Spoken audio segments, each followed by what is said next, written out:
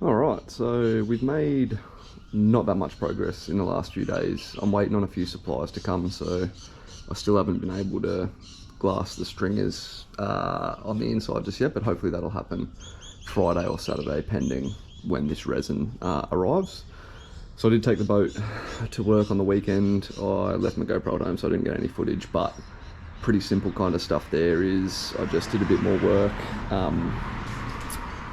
trimming the floor away where that big dag was that's still attached to the floor, but then also I took all the paint and gel coat off the back and just exposed a bit of raw glass, because while I'm waiting on the resin to arrive and therefore to do the stringers, I want to switch fires to the Duckboard swim platforms coming out the back, because that's something I can at least shape and cut while I'm waiting for supplies, and then I can work on finishing the back of the transom, so filling in these bits to the same thickness as the old transom, including this part down here, and then I'll probably do one big tie-in sheet of glass, and then I can glass the duck boards to that one solid sheet. And the reason that I want that solid sheet there is I want to overlap again. And the reason that I want to do that is if you think of two different planes that the glass is on, so that transom plane, let's call that the x-axis, well actually that's probably the y-axis, and then the x-axis being the top of the transom here. That's going to give you like similar properties to like an I-beam, in the sense that you've got two planes or two directional planes of strength. So if you didn't have this top piece, there's probably more of a chance that the transom is going to bow a little bit with the weight of the motor. But if you have a good thick overlap top piece, it puts a good lot of shear strength on that plane, so that it's less chance to bow. So I want to beef that up even more by overlapping the single sheet that I'm going to put on the back, as well as potentially doing a cap that goes over and ties it all in at the end. But when you're looking at the duck boards, a couple of angles to take into consideration is the angle of the transom, which usually sit around the 14-degree mark, the angle of the hull side, as well as the offset angle of the transom plane to how much does the hull flare out that way. And with all that in mind, this is the design that I have come up with. So it will sit off the back of the transom roughly the same width as either the offset plates or the offset of the jack plate that I get for the motor. Has a nice 45-degree angle, which will give the motor plenty of turn. And it also takes into account those angles that we spoke about, which you can see here, just in this slight offset there. The two angles that I'm going to have to worry about with the saw blade are going to be this edge here, which will be undercut. Actually, I'll flip it over and then undercut it so that the angles match. And then this side here, which will be undercut that way to match the angle of the hull. Yeah, so I'll cut this out and then we'll have a look at those angles. Alright, tried to get a little bit of footage of cutting, but you probably just saw my back for a lot of it. But yeah, got them both cut out, so that's them on the floor there. Circular saw was much better than the jigsaw. I'm really finding it doesn't matter what jigsaw blades you use, they tend to walk as they find soft spots or hard spots within the thermalite. They'll just fucking walk in whatever direction they want, and you end up getting really messy angle cuts. So went the circular saw, pretty easy to adjust the angles and get the cuts I needed. But yeah, so I'll prop the GoPro up and I'll try to get a semi-decent shot of roughly where they're going to sit and what they're going to look like. And then yeah, next time you see us, we'll probably be hopefully glassing them on. A little bit hard to see, but give or take, going to sit somewhere around there on each side, so still plenty of room for the motor and everything. So the jack plate, the motor, all that good shit, glass somewhere like that. The next question is, will laminating them be strong enough? Alright, into a bit more technical stuff, trying to get these duckboards on. So you might be able to faintly see the green string lines there. Trying to get measurements off the back of the transom is particularly hard. Can't use the existing bolt holes because I don't think they were really accurate, and I don't really trust the lines of the old skin either, because they did have the overlap of the splash well, which may have been cut into or be not exactly straight. So what I did was I got the chalk line and I held it just on the underside of the, I guess what would be called the planks if it were a timber boat, but so going off what the original mould would have been. Both sides flicked that string line and we got a relatively accurate horizontal lines across the back of the transom. And from the port side to the starboard side, the distances are all within about 1 mil and 1.5 mil of each other, so I'm confident that I can use those for the duckboards, which today I'm going to measure up, mark up and drill the dowels in. I've decided to dowel them in with a bit of 12 mil aluminium solid rod. It'll give a bit of shear strength, but it won't give much bend strength because it is just alley. So it's just there basically as a guide and a way to secure it to the back of the transom while I tab it in and glass it in. So yeah, I'm gonna mark it up both on the transom and on the duckboard itself. And then I'm gonna try and drill 3 straight holes into each of them and then secure the duckboard there. And I think it'll need a bit of like fine tune adjustment, which I'm gonna set up like a bit of like a string rig to the duckboard itself to give it that correct angle. Another little thing that I got was this Digi angle meter.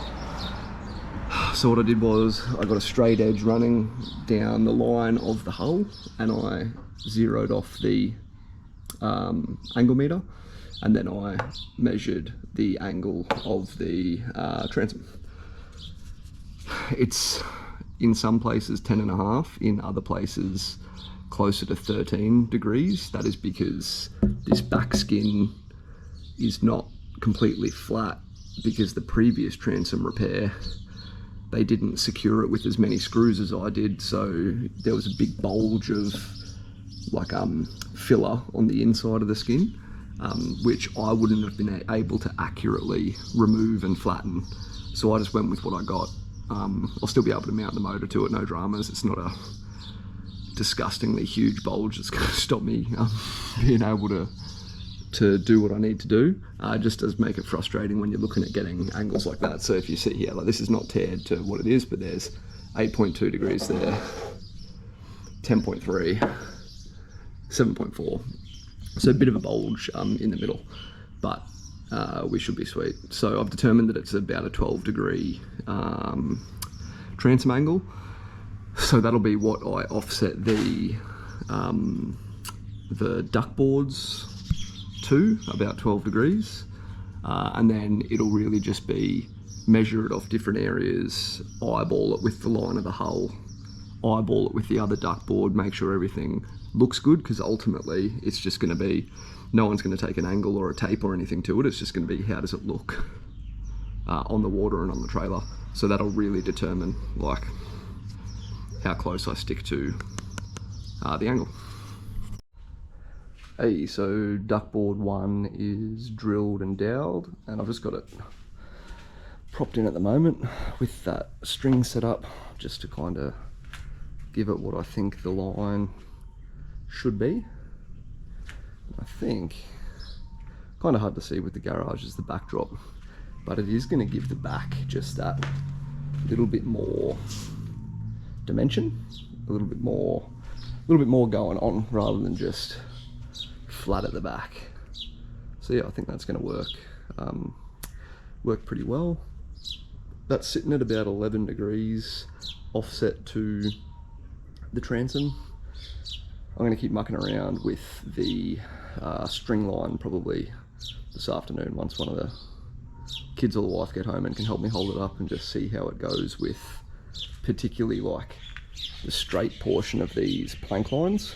Obviously they shoot up towards the front of the boat, but at the back here they're relatively straight, so kind of play with those lines, because that's what your eye is going to see, and that's what your eye is going to tie into the duckboard with. So that's probably more so what we need to worry about, rather than it being perfectly flat to the line of the like the water line or the floor or anything like that. You're going to see that line there. So yeah, we'll have a play with it and see how it goes.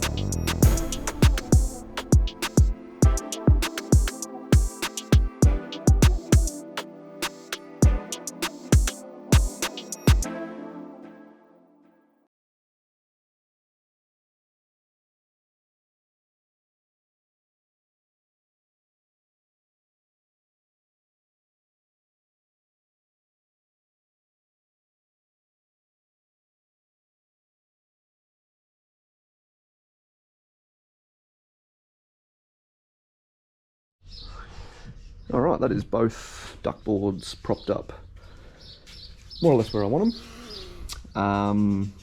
Yeah, I mean, relative success. You would have seen me struggling a little bit with lining up the pins.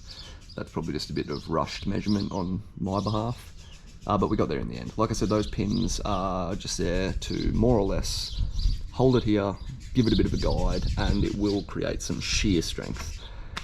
But they're not like overly important as a structural piece. Now the real question is the laminate going to hold it, or am I going to have to put a wedge underneath? And I might turn to the Facebook Brains Trust for that. Supplies all arrived, so what I'm going to do today, or this morning at least initially, is I've got the two stringers out and I'm going to tab the two pieces together, because I think I'll get a bit more of an accurate placement, or a more accurate placement inside the boat when they're just in one piece, rather than trying to, you know, like 3 touch points being where they start at the end, where they meet in the middle, and where they tie into the transom, making sure that, you know, they're flat along the way. So I've got them laying down next to each other, and I'll just tie that joint and that joint a little bit. And then while that's curing and going off, I'll get the boat ready to start putting them in, puttying them in, and then hopefully this afternoon I'll be glassing them in. So this is the second side of the tie-in that I did. I've just got it sitting on some baking paper on the other side because it wasn't fully cured off yet, but strong enough that I could flip it and then do this side, just to save a bit of time for what I want to achieve today, rather than waiting the full time for it to cure. So that's just some 600 gram chop on either side with some unwaxed resin, which was the supplies that I got. And if we go to the boat, I've got in here the supports set up for the stringers, like the the guides, and I've also aggressively acetone washed where the glass is going to adhere to in the boat. And then yesterday I aggressively sanded the top coating, which should be all of that wax on the waxed resin side of the transom. I aggressively sanded the fuck out of that and have acetone rubbed it down, but I will acetone rub it down again before we put the stringers in, but that's just to prep this surface to laminate and tie the stringers in too, so that it gets good adhesion. That's where we're at now. So just off camera, I got the stringers tabbed in, and I obviously had the 3 supports up while I was doing it, but I've just left the 1 support in to give me room, because the next step is going to be, there's a fair bit of filling to do, particularly on this side here. And I think it's because, if you remember in the last video, I spoke about the pressure that the rollers put on the hull. I did the initial fitment of the stringers before I picked up on that. So to fit them in initially, I had to grind out, or I thought I had to grind out a fair bit. So now I'm left with a gap underneath because I've taken the slack up with the car jack, and it's straightened the hull out, which has opened up that gap underneath there. But that's all right, I'll just fill it with that putty mixture, that peanut butter putty mixture, because to a degree, the board isn't actually what gives the stringers the strength. It's the fiberglass layup, which is going to be nice and strong, probably like chop, biax chop at least on these outside ones, and then even stronger on the inside ones. So the putty isn't going to make a difference. It'll just be a filler for something for the fiberglass to lay up against, which is where the strength is. It's going to be real fiddly and messy doing the filling, so I probably won't film it, and I'll just bring you back once I'm done. Oh, so that's the filling and filleting of the stringers done. Where there was particularly large gaps, I mixed some chopped fibres into that putty mix, because I want to avoid any more fracturing in the drying process like in the strakes. But that was a pain in the ass. Like, those fibres, they start to disintegrate and they go everywhere, and it's really hard to get a nice, smooth, uniform finish, because as you drag the paddle pop stick or the scraper along it, it starts to pull those individual fibres that have mixed into the glass mixture through wherever you're pulling the tool. So it'll still be fine to glass onto. It just ended up taking a lot longer in those sections. So as it got thinner, I transitioned back just to the putty mixture. And I'm hoping that just over those thin spans, just over those thin spans, there won't be any cracking, and there is my surface to glass to. So I'll let this cure tonight. It'll still be tacky tomorrow, and before it gets to the heat of the day, so probably kick off around 9:30, when it's still a little bit cool, I will start glassing them in fully, and I'll probably bring you along for that ride. Alright, so brand new day. First thing that I'm going to do this morning is I'm just going to go around and find where all these little dags are, little high spots that will be kind of up and down the length, and I'll try and get the Stanley knife or the scraper underneath those to get rid of them. The nature of doing that thickened epoxy putty work is it's really messy. You're fighting the clock. You get incredibly sticky, and everything is awkward, so you're bound to get little shit like that. You kind of can't work slow and deliberately enough to avoid it. So I'm just going to neaten all that up. Now I will then go around and give everything a full acetone rub down to bring back the tackiness of the unwaxed resin, and then I'm going to start cutting all the lengths of glass, and then probably just kick off with glassing them in, and then we'll finally have some structure in the boat. I know I said I would take you along for the ride, glassing the stringers in, but I didn't because I forgot to press record on the camera, and by the time we were cracking on, it was a real busy process.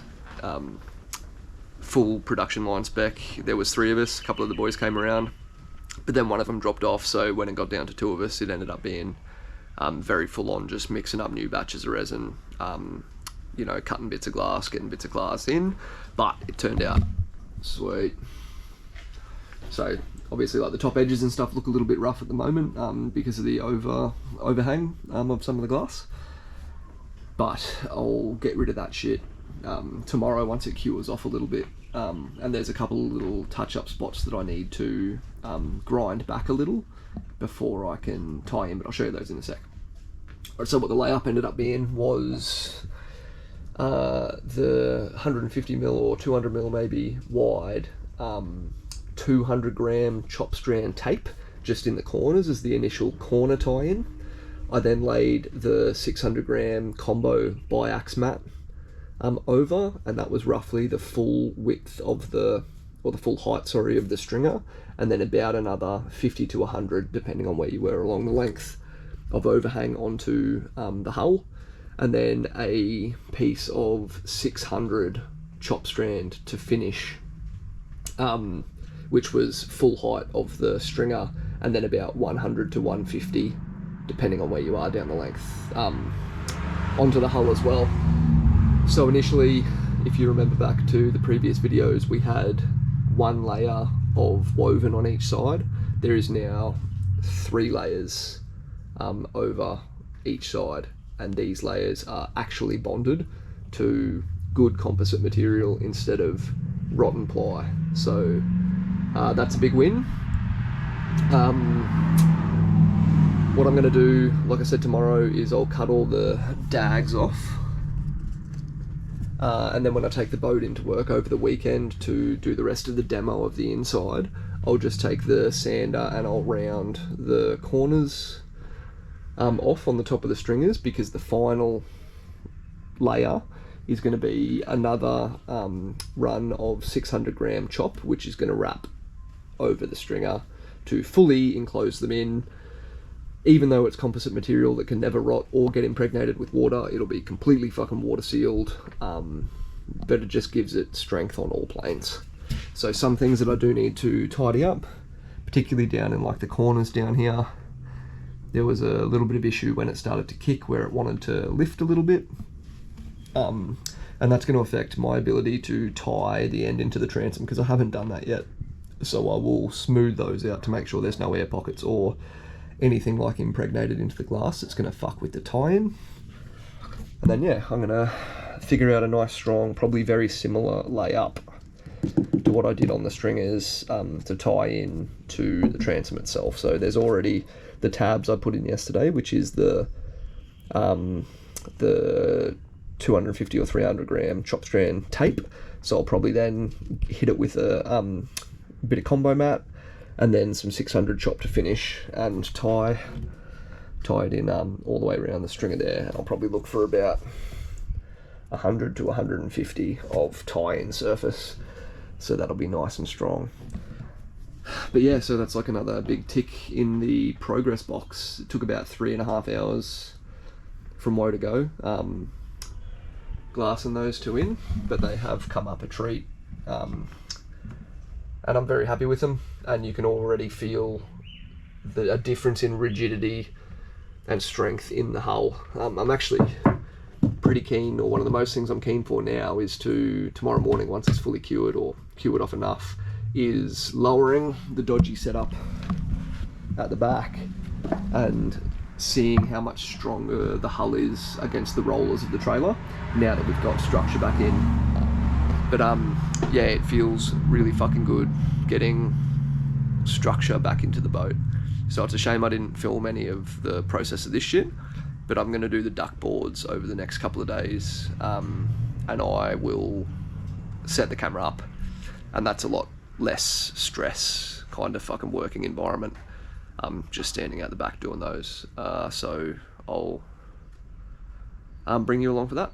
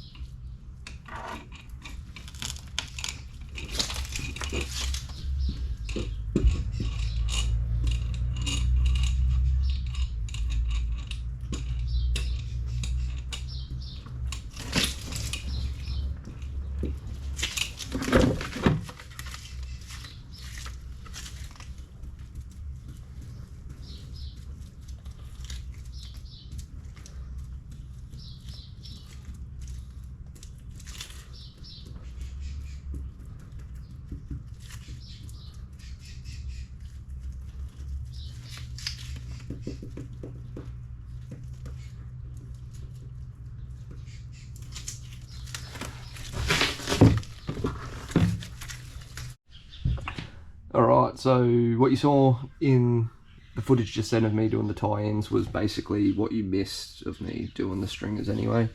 3 layers, a chop tie-in piece, which allows you to saturate the joint with plenty of resin, and then the biax tabs in the weak points being the corners, and then another layer of chop to finish it just over the top. I stopped it roughly in line with the top of the stringer, and I'll focus the really strong tie-in on that plane to tying the floor into the back corner here. I'll make that an exceptionally strong joint, even if it has to look a little bit shitty, because it'll be covered by the seats and storage at the back anyway, so you're not going to see the extra tab in, but it'll make this back corner and tie in once again to the transom, the structure underneath being the stringers, and the hull, make everything like tight as. So that's the play.